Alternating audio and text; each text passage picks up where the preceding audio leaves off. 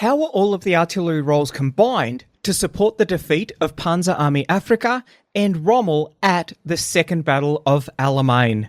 We look at the orchestration and synchronisation of artillery effects in support of the preparation and conduct of Operation Lightfoot. Ladies and gentlemen, this is part of our ongoing look at the Second Battle of Alamein and the second in our mini-series looking at the conduct of the artillery battle. Last week we had a really pertinent quote from Shelford Bidwell's book, The Gunners, and I just want to reiterate this because it is really quite important and it's a good segue into what we're going to be talking about today. He wrote, "What is deplorable in an exercise and a crime in war was the general failure to provide effective artillery support in the shape of planned and organised fire. The guiding principle for any artilleryman, whether he is supporting a company or a corps, is that the infantry must never be allowed to go into the attack without carefully planned covering fire from every available gun based on the best available information about the enemy." Now, he would go on to write that infantry allowed to attack naked of support other than the observation of targets of opportunity, which in artillery terms is locking the stable door after the horse has bolted. Not good enough to argue the pace of modern operations precluded fire planning. The greater the mobility, the greater the need for artillery fire to be both anticipatory and prophylactic. If artillery techniques are too slow, then they would have to be made faster. Now, this is really important for two reasons. We're going to be looking at some of the techniques that were developed in the field by the gunners to ensure that the response to calls for fire in support of the infantry were as quick as they could be, were as responsive as they needed to be to ensure that the infantry got the fires that they needed. Bidwell also wrote about the importance of exercises to highlight deficiencies. And so last week we looked at Exercise Bumper, conducted in 1941, the largest exercise ever conducted by the British Army. It was an anti-invasion exercise with 2 corps on each side. And it highlighted significant deficiencies from a command and control point of view. I wonder how often exercises are conducted, deficiencies are glossed over because it's an exercise and no one actually died. The impetus of Exercise Bumper was that the Germans were at Calais looking across the coast, looking at England, and there was significant fear that England was going to be invaded. That meant that everything that went wrong was looked at in the harsh reality of daylight so that all of the lessons could be extracted and critically, changes could be made. Exercise Bumper, very interesting. The chief umpire, so it's a big war game. For all war games, you have an umpire. The umpire for this was Lieutenant General Bernard Law Montgomery, who is now, as far as our story goes, is the commander of 8th Army, and his chief artillery advisor on the umpiring team is Brigadier Kirkman. He would be the artillery advisor for Montgomery at Second Alamein. It was Kirkman who went through all of the lessons learned, all of the C2 horror that occurred during Exercise Bumper, and started putting through the changes that were required to ensure that the artillery could be properly controlled and coordinated. And by that, I mean centralised. This podcast series is about 150 years of Australian permanent artillery. I'm going to talk about something that has got nothing to do with Australian artillery because it is really important for the development of artillery, a huge development that occurred in the Second World War, which the Australian artillery completely missed out on.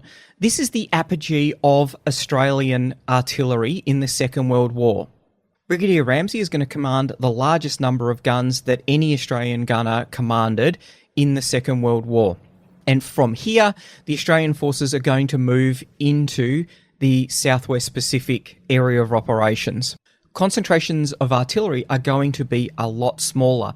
But the trajectory that we've seen in the battles leading up to First Alamein, where more control is being pulled in and guns are being centralised to be able to ensure that we get that concentration of force, that trend is going to continue. The development that I'm talking about is the AGRA, the Army Group Royal Artillery. This is a concentration of artillery forces above the divisional level. and it came out of the findings from Exercise Bumper. Kirkman was doing what he could to centralise artillery as much as he could, whilst ensuring that it was as responsive as it needed to be. Bumper was held in September 1941, and it wasn't until the 26th of November 1942 that the concept of the AGRA was officially sanctioned and given the command appointments and staff that it would need in order to control all of its artillery. They were first used by First Army in the Mediterranean campaign and would be further developed after the D-Day invasion and through the Far East. The composition of the AGRAs varied throughout the armies, but generally it was 3 medium regiments, 1 heavy regiment, and 1 field regiment. The weighting in medium and heavy guns made it an excellent tool for the counter-battery fight. But it was also a tool that an army commander or a corps commander could use to weight his main effort. A corps would usually have its own AGRA in support, and when heavy fire support was needed, then one AGRA's fires could be superimposed on another's.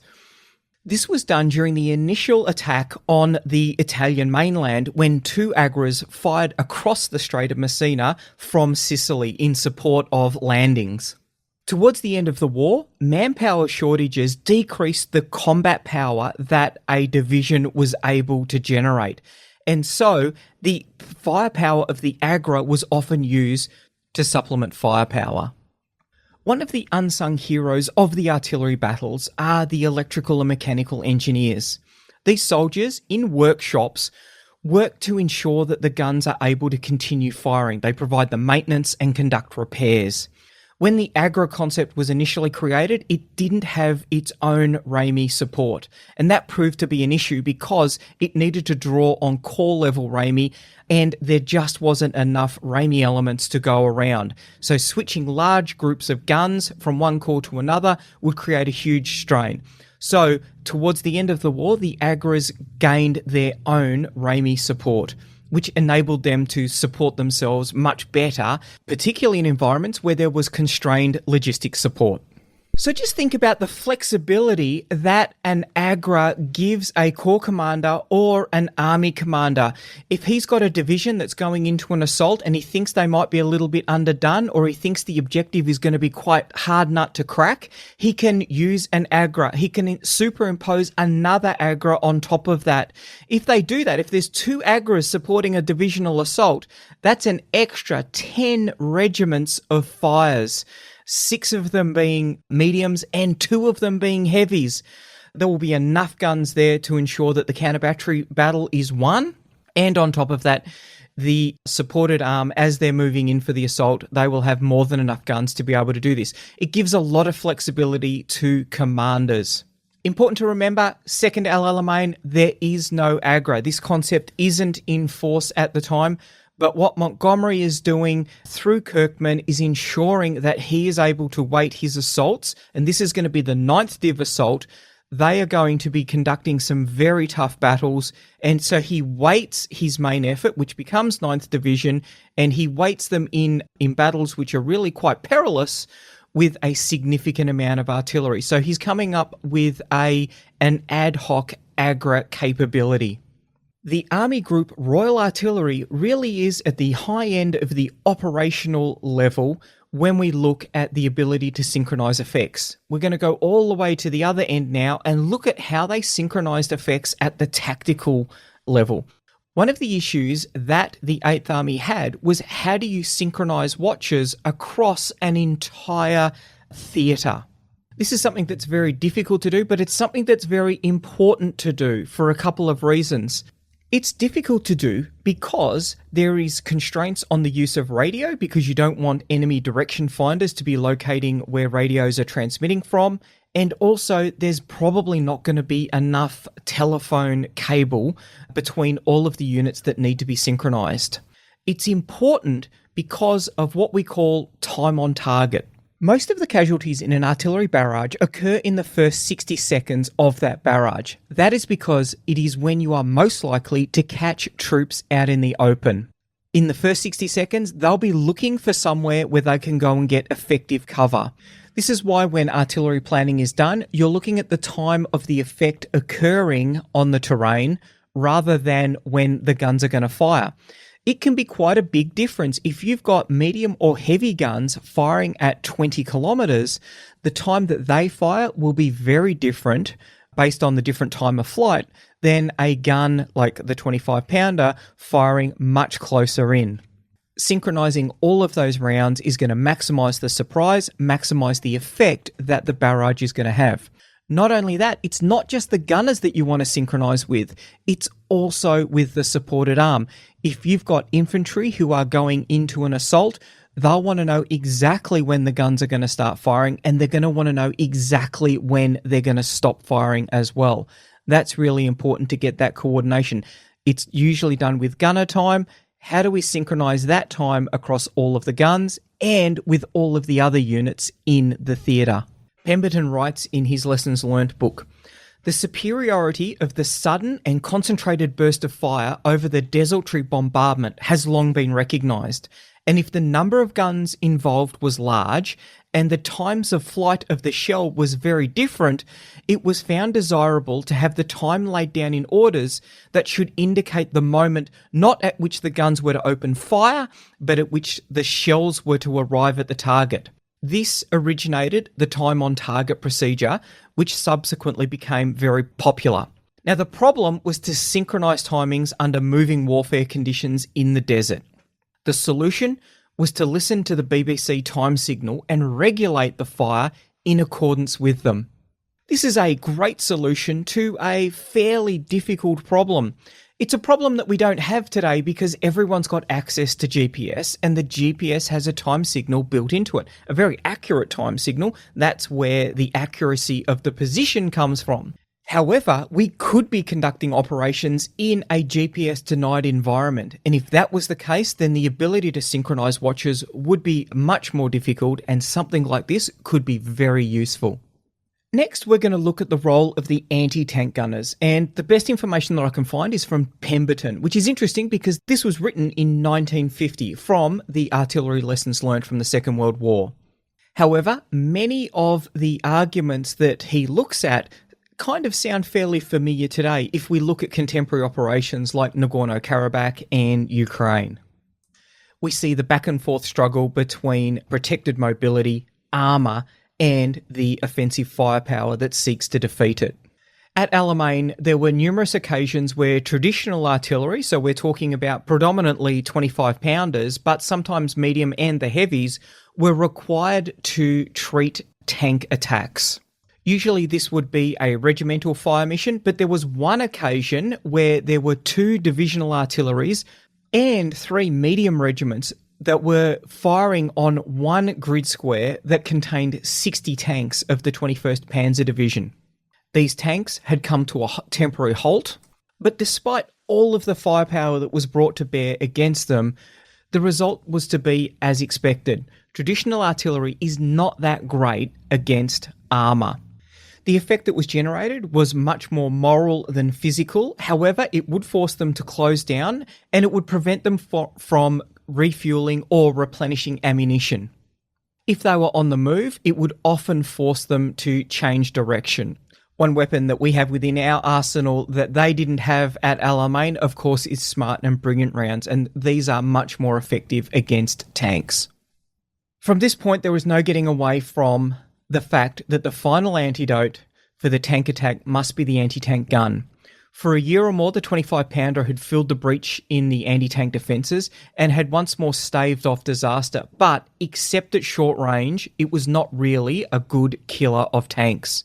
The provision of the anti-tank shot had in fact been intended only for self-defence, and it was perhaps a tribute to the designers and to the skill of improvisation acquired by British gunners during the lean years between 39 and 42 that confusion had arisen regarding the relative importance of the field and anti-tank roles, and that the BRA 8th Army now found it necessary to issue a warning that, as an anti-tank weapon, the 25 pounder was far inferior to the 6 pounder.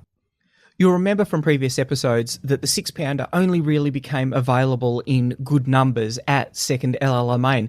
This was because of a design decision that was made in 1939.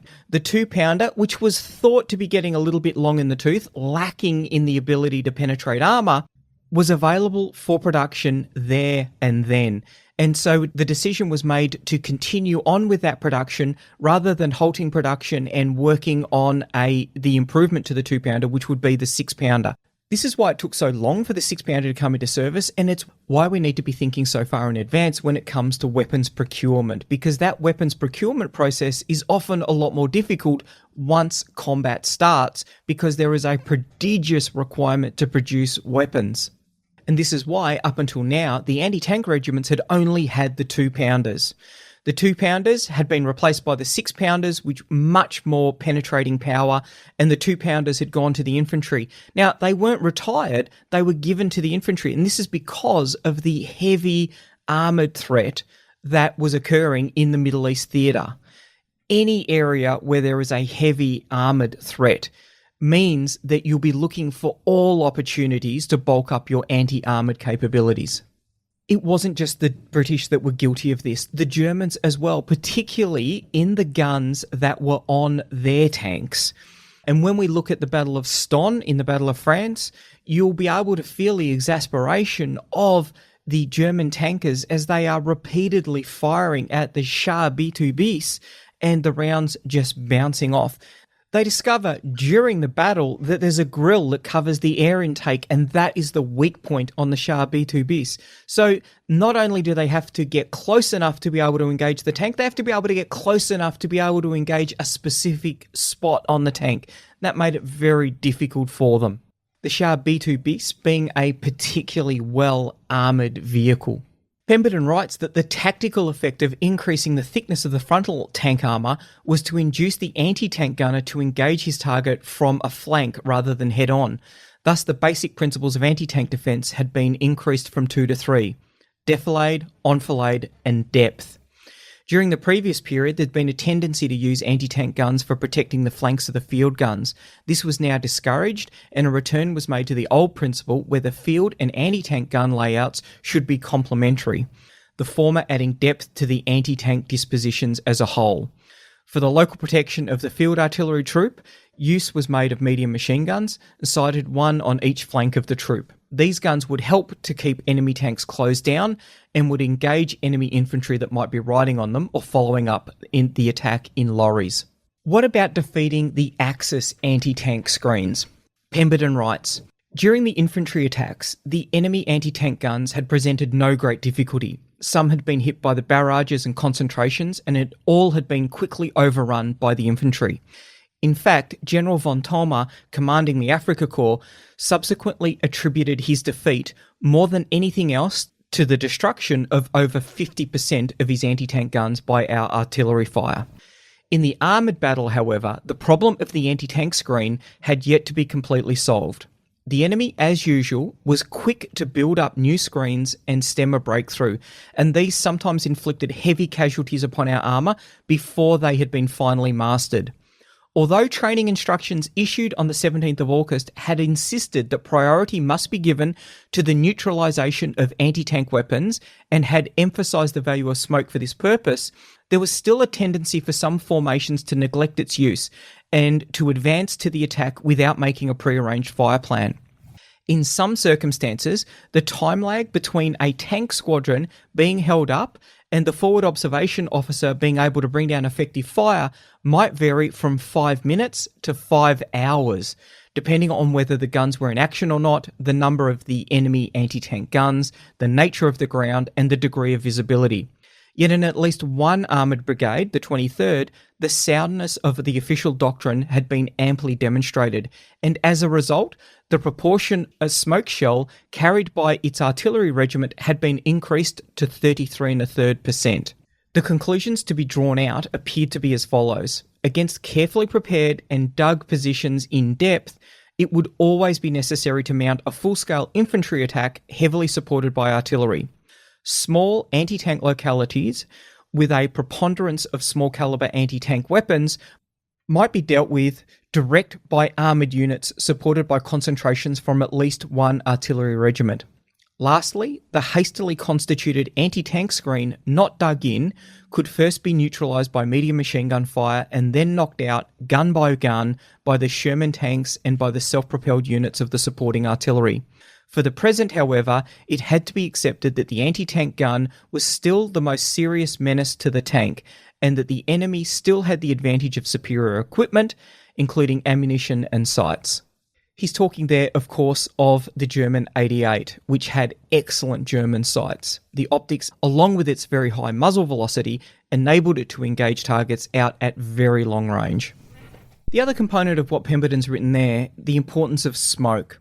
If you've got an enemy who's going to be firing in a direct fire role, as the German 88s would have been doing, and they would have had supporting elements there for the defence of their location, if they are unable to see the enemy as they attack, so this is the Allied tanks as they're trundling towards the anti-tank position, if they're unable to see them, then they're not able to engage them. They are effectively neutralised, and at the last moment, those tanks are going to pop out of the smoke, and there won't be enough time for the gunners to be able to engage the tanks. Ideally, they'll be supporting infantry, although at Alamein that wouldn't be occurring, but ideally you'd have infantry. They would get out of their armoured personnel carriers and they would then be able to capture the guns. So obscuration, blinding, important artillery tasks, and you can see the importance of it in the fact that 1 in 3 shells was smoke for the self-propelled artillery regiments that were supporting the tanks. As a side note, in World War I, a similar role was played by gas, where it was able to neutralise enemy infantry for an extended period of time. Next, we'll look at illumination on the battlefield.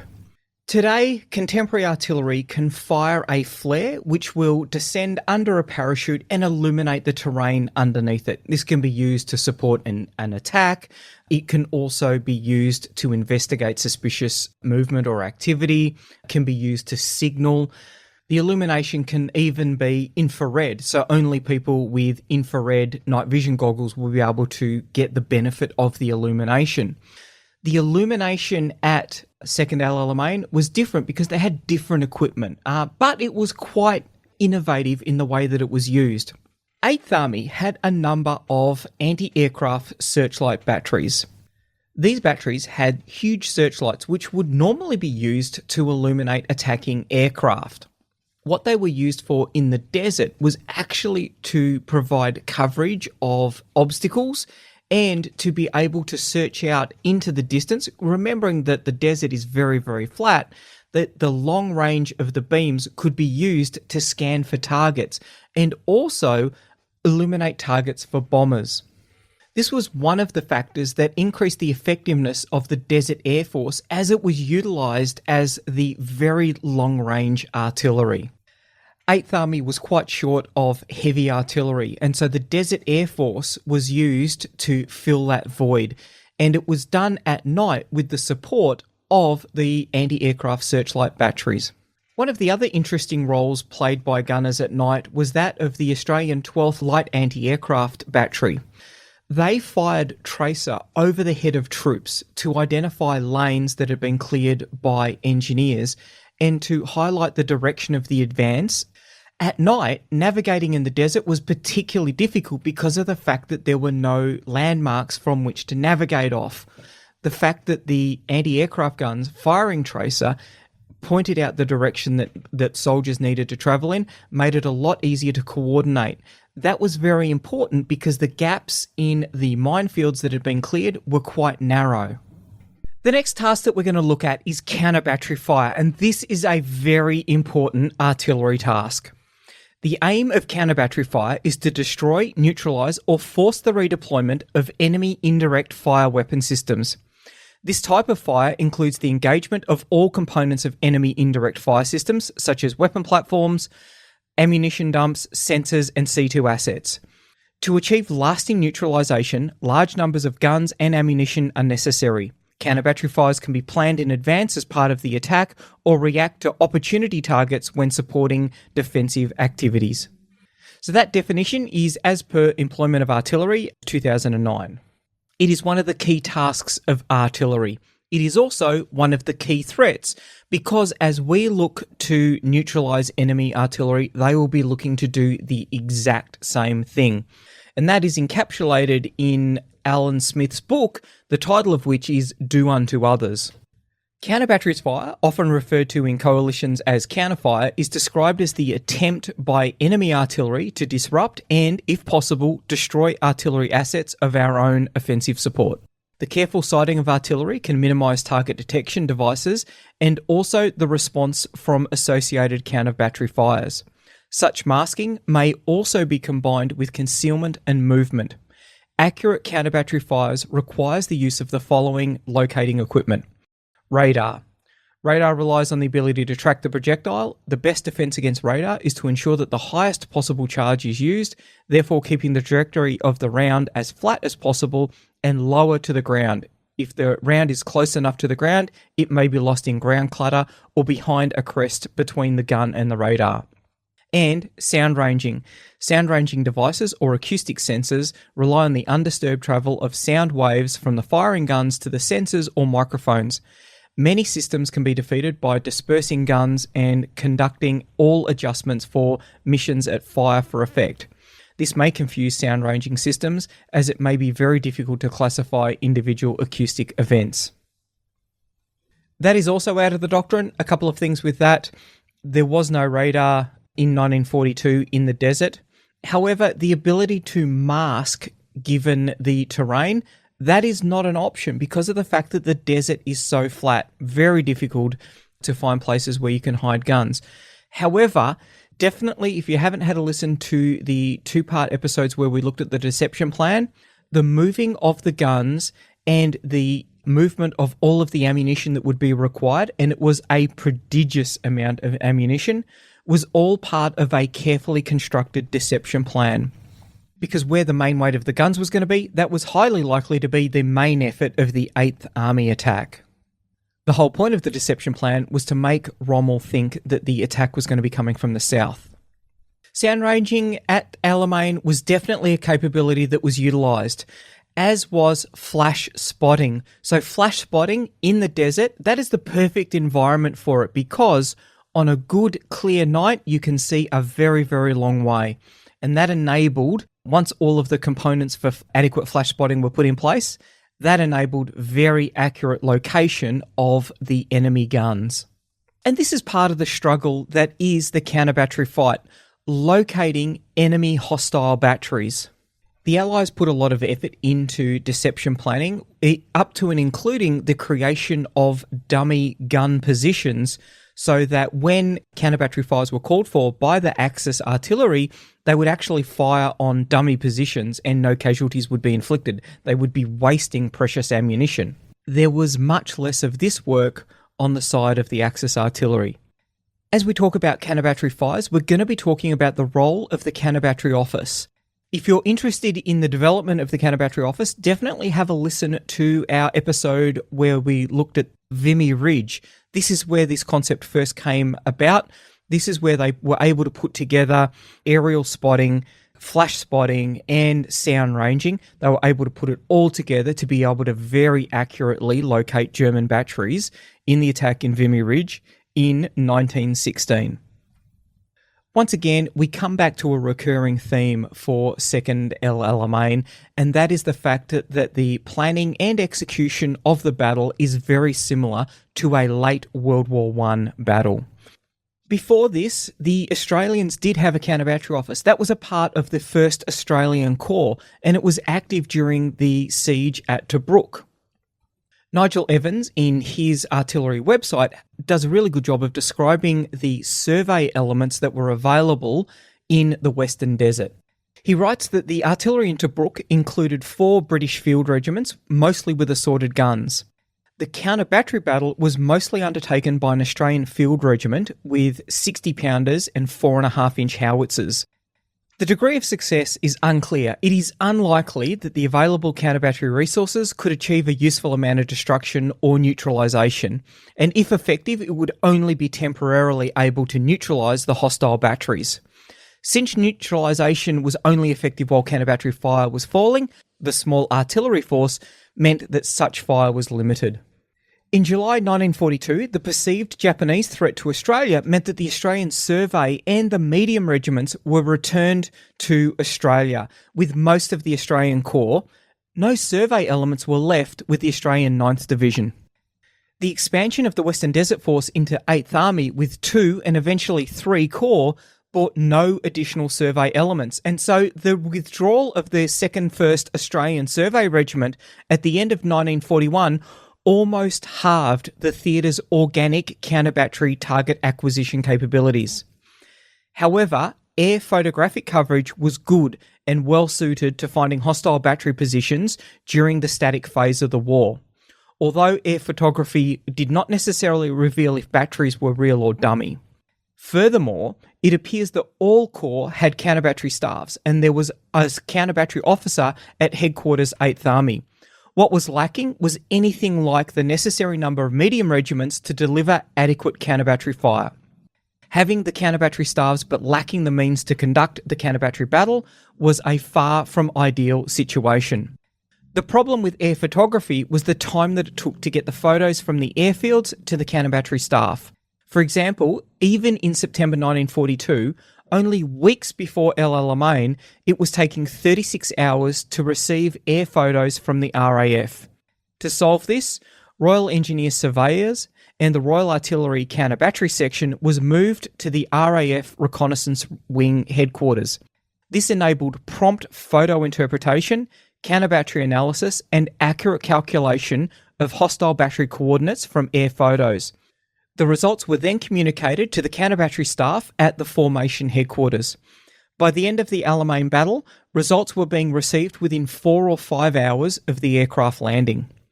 Air photos were the primary means of accurately locating hostile batteries.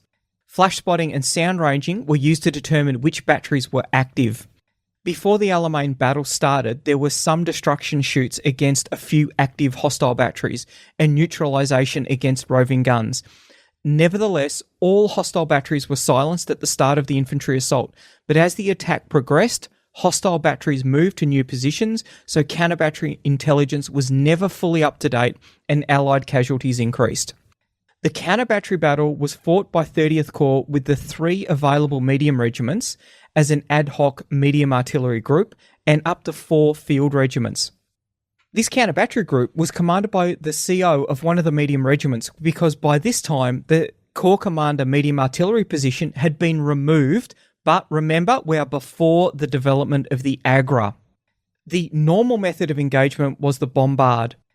3 medium regiments had 6 batteries and there was a small Free French battery, in all totalling 32 4.5-inch and 20 5.5-inch guns, the latter using a 100-pound shell, giving a maximum range of 16,000 yards. Of course, the new scale of AGRAs meant that there would have been 1 for each of the 3 corps at El Alamein, at least 24 medium batteries, 192 guns. We can only wonder what that AGRA support would have made to not only to the counter-battery fire, but also to the fire planning that was done in support of the infantry and armoured attacks. But that is part of the evolutionary changes that occurred during the Second World War as the importance of artillery was much better understood. I'm going to leave it there. What we're going to do next episode is we're going to look at a little bit more into the flash spotting and sound ranging because it's critical to be able to find those hostile batteries. We're then going to look at the way that the counter-battery battle was conducted. We'll then switch targets to the fire plan in support of Operation Lightfoot. Once again, if you've gotten something out of this podcast episode, please like or share it if you see it on social media, include it in your PME program, reach out to us if you've got any ideas for podcasts as well. Always keen to hear what people are using the podcast for and what they would like to see us do. The long-term plan is I'm very keen to finish the Battle of France. The Principles of War podcast is brought to you by James Ealing. The show notes for the Principles of War podcast are available at www.theprinciplesofwar.com for maps, photos and other information that didn't make it into the podcast. Follow us on Facebook or tweet us at Surprise Podcast. If you've enjoyed this podcast, Please leave a review on iTunes and tag a mate in on one of our episodes. All opinions expressed by individuals are those of those individuals and not of any organisation.